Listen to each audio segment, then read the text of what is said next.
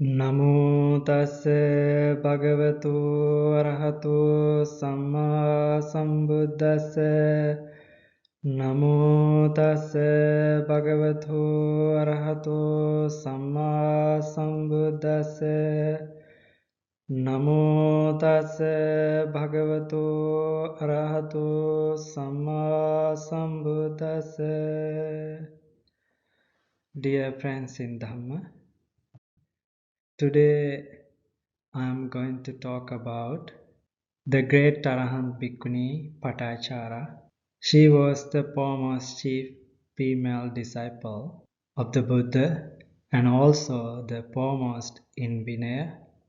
Vinaya means the rules of monastic discipline among the Bhikkhunis. The foremost in Vinaya among the Bhikkhunis in Gautama Buddha's dispensation. And also she was similar to her male counterpart Arahant who was the foremost in Vinaya among the bhikkhus. Patachara was described as the beautiful daughter of a very wealthy merchant of Savatthi in the Kosala kingdom. This story is very famous not only among Buddhists but also among the other peoples. This is very significant story in Buddhist history. According to Etadagga Vagga, Anguttara Nikaya, the 14th chapter of the Eka Nipata of the Anguttara Nikaya, it contains the name of the Buddha's disciples, men and women, each distinguished by some special qualification. According to Etadagga Vagga in Anguttara Nikaya, it says, Etadaggam bhikkhave mama savakanam bhikkhuninam vinayadaranam yadidam patachara. This is the foremost of my nun disciples, monastics, amongst those who bear the discipline in mind, that is to say Patachara. She was born in the city of Savatthi, situated in the kingdom of Kosala in India, during the 6th century BC in what is now Bihar and Uttar Pradesh in India. You can see the picture of that Savatthi city in this screen. Her previous name, actually, her parents gave her name as Rupavati. Rupavati means the most beautiful girl of the town. And these two pictures are, you can get an idea about her parents. So her parents were one of the wealthiest families in the city of Savatthi. And she was, as I mentioned, she was the most beautiful girl in whole town. Her overprotective parents used to love her dearly and provide her with every luxury. Though she had everything, she was unhappy because of loneliness. She falls in love with one of her parents' servants, Amarshanath. His name was Amarshanath, a young, good-looking, smart, and handsome boy who had a lower social status. He was lower caste person because he was a servant. On fine day, they go to a forest where they have sexual intercourse after she wishes for it. At the same time, her parents arrange her marriage with Prince Revant, a handsome young man from the neighboring kingdom.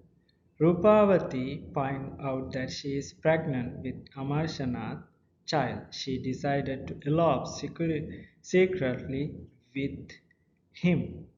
So they ran away from the palace and they decided to live silently and hide in a poor village. She already pregnant During her pregnancy, Patachara begged her husband to take her to her parents' house to give birth of the child. She justified this by saying that parents always have a love for their children, no matter what happened. Patachara's husband refused, stating that her parents would surely torture or imprison him. Finally, he agreed to accompany her. Before they could reach Savatthi, she delivered the baby a boy. After a few years, Patachara became pregnant with her second child. Again, she requested her husband to take, but she didn't want. She began the journey by herself later. Later, the husband accompanied her. She went to a labor and she asked her husband to find some shelter. A heavy storm had hit the place.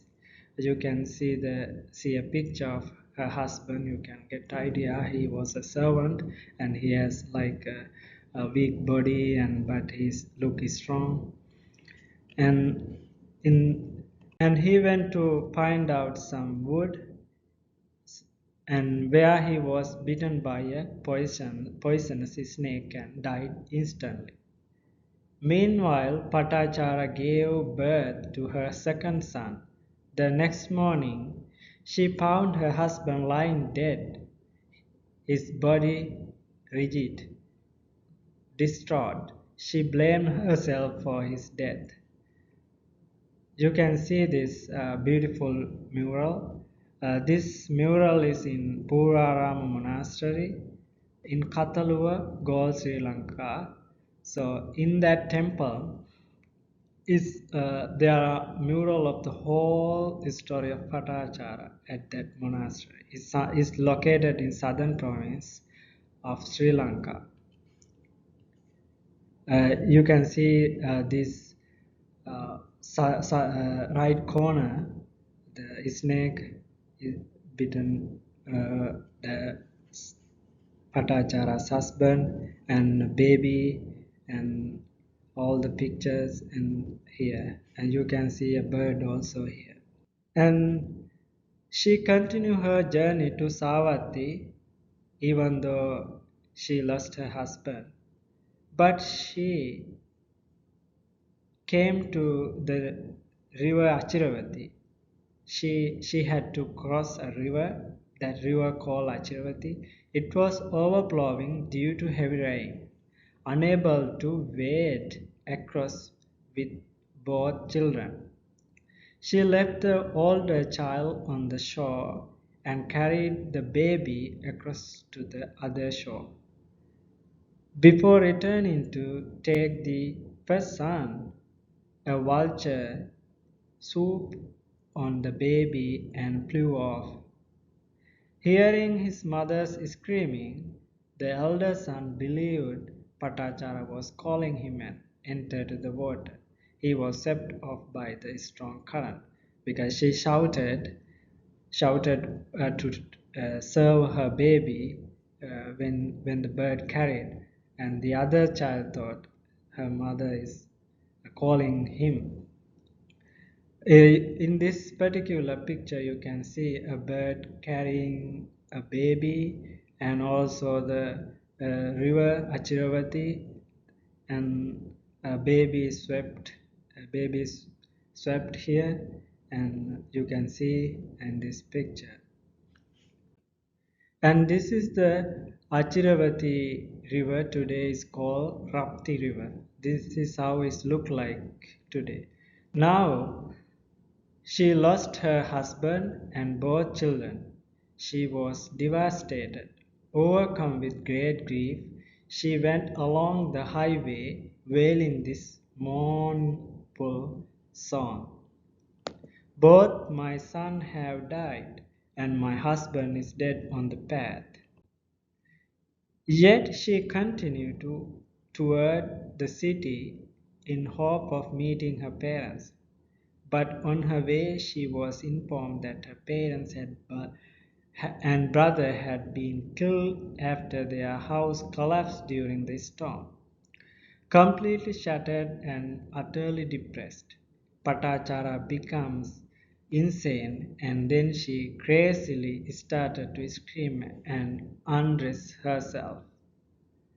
She went to her relative's funeral fire and filled out a mournful song lamenting, "Both my sons have died, and my husband is dead on the path. Mother, father, and brothers too burn upon the funeral fire." That was her song. Whenever any sympathetic person used to try and cover her nut body with clothes, she used to tear those and scream at them. She gradually became unaware of the importance and conduct of clothes, which was great challenge to the norms and values of the society. Thus came the name Patachara. People used to hurl base abuse at her. She ended up being completely ostracized from the village. You can see her mother, her father, her brother, they all lost at the same day. And you can see in this particular picture her parents' funeral fire, and you can see the smoke here, and also she is walking without any clothes, and people pointing their hand, and someone try to give her clothes, and is there the you can also see the collapsed house. This picture also in Purarama Monastery, Katalua, Gauls, southern province in Sri Lanka. Uh, One morning, the Buddha saw her with his compassionate mind early in the morning, and he let her come to the Jetavana monastery. This is a picture of Jetavana monastery, Sravasti, the place where Patachara met the Buddha. This monastery is ruined. I was lucky to visit this monastery last November. And this is another picture of ruins of Jetavana Monastery, Saravasti in India.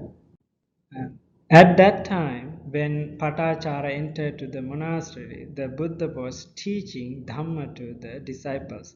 She entered the monastery and stood at the edge of the assembly. Buddha was teaching the Dhamma. Some people did not want her to come in, but Buddha addressed her as "dear sister."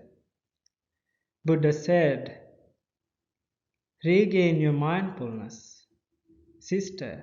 Regain your mindfulness, sister. You used to have mindfulness well." Having heard the Buddha's word, she regained a strong sense of modesty and shame, and she sat down on the ground right there. A gentleman who was standing not far away threw her an upper robe. She dressed herself and listened to the Dhamma. At the conclusion of that verse, as she stood there, she was established in stream entry, and so she became Sotapanna. And having approached and worshipped the teacher, she asked for the going forth. Later she became to Later she became a nun, and she went to a nunnery, and she ordained there and became a nun. You can see this very picture, where the Buddha delivered Dhamma at the Jetavana monastery. You can see this state, that's the place where Buddha delivered Dhamma, and people were assembled here, and Patachara was listening to Buddha's teaching in this very place, in this location. As I mentioned, Purara Monastery, Katalua, Galle, Sri Lanka, that monastery has uh, painted a whole story of Patachara uh, on the wall. So you can see a different occasion of her life, how she ran away at the mansion and parents' funeral fire, and the children, a child swept away from the current of Achiravati river, a bird taking a baby. So all his stories here, you can get an idea about that. So one day, after those all incident, she ordained and she became a stream enterer, Sotapanna, and she ordained and she is a nun now. One day she took water in her water pot and pouring it while washing her feet. It went but a little away and stopped. She poured it a second time and it went a little further. She poured it a third time and it went even further than that. Having taken that as a meditation object and defining the three ages of life, she thought, like the first pouring of the water by me, some of these beings die in the first age of life. Those who go further than that, like the second time I poured out the water, die in middle age. Those who go further than that, like that third time I poured out the water, surely die in the last stage of life.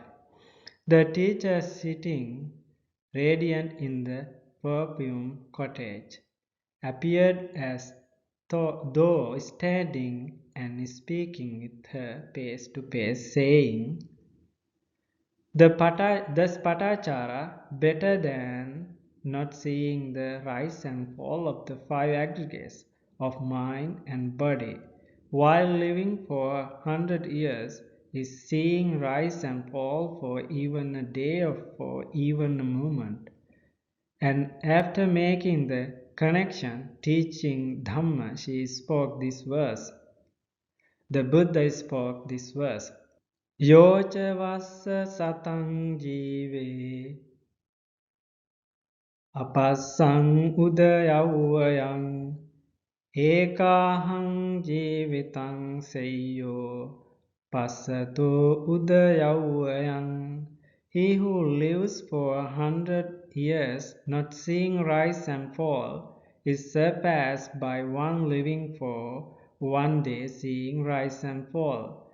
The Dhammapada stanza 113. At the conclusion of the teaching, Patachara attained liberation together with the analytic knowledge.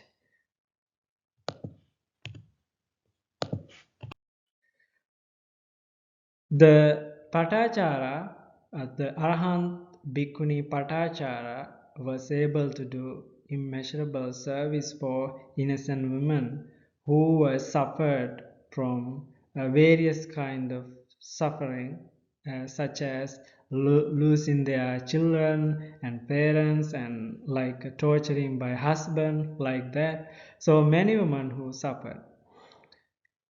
They came to see her and they used to tell their sad story to Arahant Bhikkhuni Patachara. For example, there were many. Some of them are Uttara Bhikkhuni, Uttama Bhikkhuni, and Chanda Bhikkhuni, and those all became Arahant later. You can know more about them by reading Kuddaka Nikaya collection of little texts, Theri Apadan, legend of Buddhist saints, the Theri Apadana. you can see those sources, you can read those sources to learn more about Arahant Bhikkhuni Patachara Theri Apadana of Kuddaka Nikaya and Netadagga Vagga, the 14th chapter of the Eka Nipata of the Anguttara Nikaya, and Dhammapada verse 113. So these are the sources you can follow up to learn more about Arahant Theri Patachara. Etadaggang bhikkave mama savakanang bhikkhuninang vinayadaranang yadidang patachara. This is the foremost of my nun disciples, monastics, amongst those who bear the discipline in mind, that is to say, Patachara, Anguttara Nikaya, Etadaggavagga. Okay, dear friends, I gave a little introduction, is talk about Arahant Bhikkhuni Patachara. So she was the fourth chief female disciple, the foremost in Vinaya, the rule of monastic discipline among bhikkhus. So I conclude with my speech with this, and may you be well and happy. Sadhu, sadhu, sadhu.